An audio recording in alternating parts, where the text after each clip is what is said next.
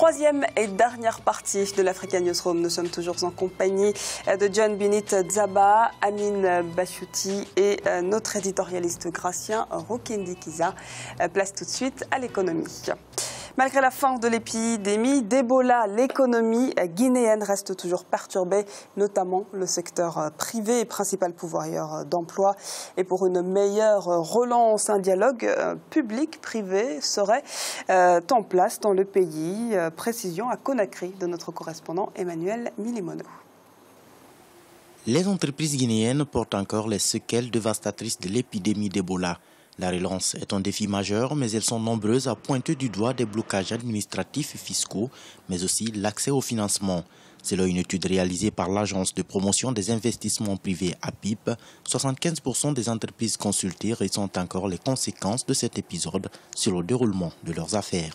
Maintenant, nous sommes dans une dynamique justement de mettre en place un cadre de concertation entre le secteur privé et la puissance publique. On attend beaucoup de ce cadre de concertation, justement pour faire avancer les réformes dont le secteur privé a besoin pour son épanouissement. Il s'agit de redonner l'essentiel à un secteur privé qui est la visibilité. Pour relancer le secteur privé guinéen, les autorités veulent se baser sur 5 leviers principaux, à savoir la formalisation, l'accès au financement, le renforcement des capacités, la compétitivité et la mise en place de meilleurs cadres d'exécution. Mais d'autres problèmes tels que la faiblesse du niveau d'information des entreprises sur les mesures et les structures en charge du secteur privé, ainsi que sur les questions de financement et d'assistance technique persistent. Nous, non seulement nous, mais tous les acteurs du public travaillons très dur pour l'amélioration du climat des affaires. Et ceci, c'est d'avoir des réformes qui vont permettre aux gens du secteur privé de mieux évoluer et d'avoir moins de problématiques. Le secteur privé est le plus grand pourvoyeur d'emplois en Guinée. La cartographie d'ensemble des entreprises révèle que 87% des entrepreneurs sont masculins, alors que 55% ont moins de 39 ans et 57% ont au moins le baccalauréat. L'enjeu est de parvenir à une meilleure formalisation de ces entreprises afin d'en faire des contributrices au budget national et au développement social. Gracien, avec Ebola, les troubles politiques, la conjoncture économique mondiale, l'économie guinéenne a été mise à mal ces dernières années. Finalement, aujourd'hui, où en est le pays? Est-ce que le pays vit toujours sous cette forte crise économique? Oui, le pays sort de la crise. Il y a une certaine évolution dans ce qui se passe dans le pays. Il y a une économie qui se reconstruit. Il y a un certain essor économique, mais ce que je constate, c'est que finalement, il n'y a pas eu un accompagnement parce que quand on sort d'une crise de ces... Accompagnement de la part de qui? De la part du gouvernement. De la part du gouvernement, il faut mettre le paquet parce que c'est au moment où il peut y avoir une grande croissance. D'abord, il y a quand on a, disons, on a moins, donc on a... Pratiquement, on a une perte de l'économie qui perd. C'est-à-dire qu'on a de quoi, disons, pour redémarrer l'économie et aussi on peut embrayer pour l'emploi et autre chose au niveau de la formation aussi. Mais le problème, c'est qu'il y a un accompagnement qui est faible et aussi, disons... Il y a une offensive internationale qui a été menée. Ils sont partis chercher des investisseurs, les Guinéens, notamment en organisant des conférences à l'étranger, avec des promesses qui étaient à la clé. Est-ce que cette offensive, elle a été efficace, d'après vous? Bon, oui, en principe, quand on a des projets, on peut avoir de l'argent. Il y a beaucoup de choses à faire. Il y a beaucoup de minerais au pays. Mais ce sont des financements de l'État. Mais en même temps, il faut savoir qu'ils ont besoin aussi de l'argent qui s'oriente vers l'économie. Et aussi améliorer, disons, l'État peut aussi, disons, faire, dans ce cas, par exemple, l'État aurait dû mettre en place des grands travaux pour qu'il y ait au moins un retour de la masse monétaire parmi les gens, pour que les gens commencent encore à consommer. Parce que quand il y a la consommation, il y a la production qui doit suivre si le pays, disons, ne privilégie pas les importations. Mais en général, quand on a la consommation, on peut produire progressivement et on a l'argent qui rentre. On est dans un système où, quand il y a l'argent qui rapporte, les Sénégalais peuvent investir, les autres aussi. Mais tant que l'argent ne rapporte pas dans ce pays, on peut chercher, on va trouver personne qui viendra investir. Monsieur Bachouti, le principal défi serait peut-être de rétablir la confiance des investisseurs après cette épidémie d'Ebola et la conjoncture économique dont on parlait actuellement. Est-ce que la Guinée a, d'après vous, les moyens d'attirer ces investisseurs? Oui, clairement. Alors moi, je pense que tout pays de l'Afrique a ses atouts, a ses spécificités. Et il faut juste avoir de beaux projets. Après, s'orienter vers des investisseurs étrangers, est-ce que c'est une bonne chose ou pas? C'est discutable. Mais ce qui est sûr, c'est que déjà en Afrique en soi, il faut privilégier la coopération sud-sud. C'est un levier intéressant. On l'a vu, on parlait du Maroc tout à l'heure, avec le projet du gazoduc Maroc-Nigeria. Et qui va être bénéfique pour tout l'ensemble des pays par lequel va passer ce gazoduc. C'est exactement pareil en fait au niveau de ce pays-là. Il faut essayer de trouver des projets structurels, des grands chantiers, donc la relance par les grands chantiers. Et clairement là, il faut qu'il y ait une volonté politique accompagnée de l'amélioration du climat des affaires. C'est faisable, on l'a vu avec la Côte d'Ivoire par exemple, qui a fourni beaucoup d'efforts là-dessus et qui a eu de bons résultats. Pour moi, c'est faisable. Je reste optimiste là-dessus. Autre sujet d'actualité avec le Sénégal, où la problématique de l'emploi des jeunes pousse les différents acteurs à réfléchir sur des solutions à même de réduire le fort taux de chômage dans le pays. Gouvernement et secteur privé, dont on parle actuellement, tentent d'unir leurs forces pour venir à bout de cette situation. Les précisions de Clément Joël Soala.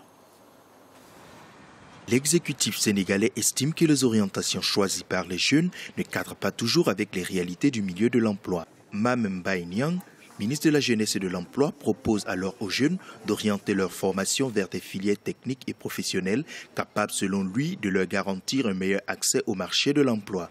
Au même moment, 45% des demandeurs d'emploi n'ont ni formation ni diplôme. À ceci, le gouvernement demande de viser des formations professionnalisantes dans des domaines comme la plomberie, la mécanique et l'électrification. Il y a un déphasage entre la formation et les réalités du marché de l'emploi. Ça, c'est acquis. Ça, c'est connu de tous. Il y a des projets qui démarrent aux yeux et au sud de tout le monde, mais c'est la qualification qu'il faut régler. C'est ce qui a expliqué les réformes de l'enseignement supérieur, rendre l'enseignement supérieur plus approprié aux réalités du marché de l'emploi. De nombreux métiers, opportunités et secteurs émergent dans la nouvelle configuration du monde de l'emploi, estime Banning Diop, homme d'affaires sénégalais et président du mouvement des entreprises du Sénégal. En marge de la 16e édition du Forum du premier emploi organisé par le MEDES, il a affirmé que les jeunes Sénégalais affrontent le marché sans pour autant connaître toutes ses possibilités. Aujourd'hui, nous allons vers de nouvelles opportunités économiques. Et lorsque vous parlez de nouvelles opportunités économiques, on parle de tout numérique. Aujourd'hui, tout est numérique. Et il y a tellement de nouveaux métiers qui se sont créés et que beaucoup de jeunes même ignorent qu'il y a de nouveaux métiers. Le constat qui est fait, parce que nous, on a aussi une fondation emploi jeune à côté, c'est que ces dizaines de milliers de jeunes sont diplômés dans des secteurs qui sont complètement saturés. Alors qu'aujourd'hui, il y a de nouveaux métiers, justement, dans le numérique, il y a de nouveaux métiers dans le développement durable, dans l'économie verte, etc. Le plan Sénégal émergent, élaboré par l'État sénégalais comme référentiel de la politique économique et sociale du pays, prévoit en son sein des solutions aux problèmes d'emploi des jeunes. Pour le Premier ministre, la création du train express régional sénégalais, par exemple, pourra créer de nombreux emplois au profit de la jeunesse sénégalaise. La jeunesse, on en parle beaucoup, Monsieur Bachouti. Vous qui êtes un jeune entrepreneur, un jeune trader, la création d'entreprise n'est pas simple. Ou alors la fibre entrepreneuriale, d'après vous, elle n'est pas assez, ou elle est très limitée sur le continent. Quel est votre point de vue là-dessus ? Entièrement d'accord avec vous. Je pense que l'alternative de l'auto-emploi est sérieuse et doit être planifiée, et doit être bien expliquée en amont aux personnes qui peuvent être intéressées. Donc les jeunes ? Généralement, c'est les jeunes, oui. Il y a deux cas de figure où il y a une difficulté d'insertion qui va quelque part. La nécessité d'y arriver va pousser donc les gens à aller vers cette voie, où il y a d'autres personnes qui font ce choix-là, qui ne supportent pas les contraintes du salariat.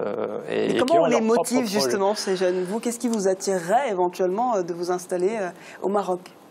On est déjà installé au Maroc, on a une entreprise locale. Qu'est-ce qui vous a poussé alors à investir, à vous investir tout simplement au sein de votre pays ? Qu'est-ce qui motiverait tous ces jeunes Africains aujourd'hui ? Quel cadre avez-vous bénéficié pour être sur place ? Oui, alors de un, il y a une dynamique qui est clairement positive au niveau du Maroc. Au-delà de ça, pour moi, le Maroc, c'est un pied d'ouverture, c'est une fenêtre grande ouverte sur le continent africain. Et on souhaite avoir le fameux statut CFC, Casa Financial City, qui nous permet d'avoir des facilités pour aller sur le marché africain. Et notre entreprise basée à Paris nous permet de couvrir le continent européen. Mais pour revenir à mon cas, c'est vraiment quelque chose d'intrinsèque qui m'a motivé à aller vers l'entrepreneuriat plutôt que d'être salarié. Mais c'est au cas par cas. Et on a souvent, quelque part, ça revient aussi, c'est lié à l'école. Quand on fait des études, quelque part, on est préparé à devenir salarié et on est toujours en fait dans cette optique-là, alors que aujourd'hui, les gens qui se distinguent, qui sortent du lot, qui font des choses extraordinaires, c'est des gens qui prennent des risques. Et d'ailleurs, il y a une corrélation positive entre le risque et les gains. Voilà. Gracia, ce qui est intéressant aussi autour toujours de cette résorption du chômage, on parle beaucoup de partenariat public-privé, on l'a entendu tout de suite dans ce reportage. Comment elle doit s'articuler concrètement pour fonctionner ce véritable partenariat entre toutes ces entreprises privées et l'État qui tente tant bien que mal à fournir du travail à sa population? Tout d'abord, pour moi, il y a deux secteurs différents. Au niveau de ce partenariat, il y a un partenariat, par exemple, dans des domaines où l'État peut intervenir. Je pense qu'il pourrait y avoir, disons, une certaine coopération ou même des actions de l'État dans des entreprises qui sont stratégiques. Pour moi, c'est normal que l'État ait des participations dans des banques parce qu'une banque peut entraîner tout un pays, peut participer aussi au niveau des assurances, au niveau des grandes entreprises, des travaux publics, mais dans d'autres domaines, par exemple, du domaine de commerce, d'importation, autre chose, l'État ne devrait pas s'investir dans ce domaine. Mais il y aurait un certain partenariat, notamment au niveau du suivi. Comment est-ce que ces entreprises marchent? Comment est-ce que ces entreprises, disons, créent de l'emploi? Est-ce que ces entreprises encouragent les jeunes, par exemple, organiser des formations? Il faudrait que l'État, disons, pousse ces entreprises à être vraiment des entreprises citoyennes.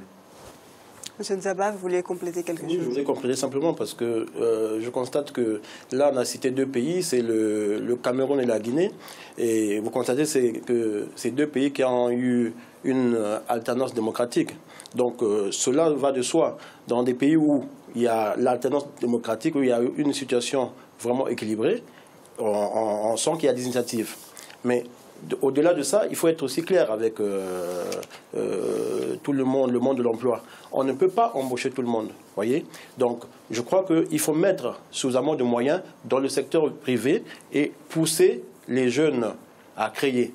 Voyez, donc c'est déjà faciliter les démarches de création d'entreprise et que ça soit accompagné. Mais quand on parle d'accompagner, c'est sans vouloir choisir si vous êtes fils ou parent d'eux. Il faut que ça soit vraiment... La transparence. Il faut qu'il y ait une certaine transparence. Donc moi, je crois que dans ce cadre-là, on peut avancer et que je crois que ça marchera. On va parler d'un autre chiffre qui est 15 qui correspond au gouvernement zimbabwéen qui a instauré hier le prélèvement d'une TVA de 15% sur les denrées alimentaires de base. La taxe affecte entre autres la viande, les céréales de riz et les pommes de terre ou encore la margarine et le poisson. Gracien, l'annonce a été critiquée comme suicidaire par certains analystes. Qu'en pensez-vous? Oui. On sait bien qu'au Zimbabwe, les plus pauvres, c'est le peuple d'abord. Et puis en second lieu, c'est l'État zimbabwéen. Or, l'État zimbabwéen qui manque d'argent suite aux mauvaises politiques. Donc elle en recherche, donc elle augmente les TVA. Recherche partout l'argent, y compris chez les pauvres. Les pauvres, je dis bien, sont les Zimbabwéens qui n'ont plus de monnaie, qui ont une monnaie étrangère et qui, avec l'inflation, heureusement, ça a été limité parce qu'ils ont adopté le dollar. Oui. Mais en réalité, on sait bien que le pays ne produit pas au niveau de l'agriculture. Il y a eu un problème avec quand ils ont confié les terres aux Zimbabwéens, surtout aux militants du parti de Mugabe. Donc cette fois-ci, ils ne produisent pas, ils ne récoltent pas, mais on leur demande déjà, sur le peu qu'ils produisent, de payer une telle taxe. Je pense que c'est vraiment suicidaire, mais surtout, c'est la façon du président Mugabe, disons, c'est suicidaire pour lui et aussi c'est vraiment rendre un mauvais service pour son peuple.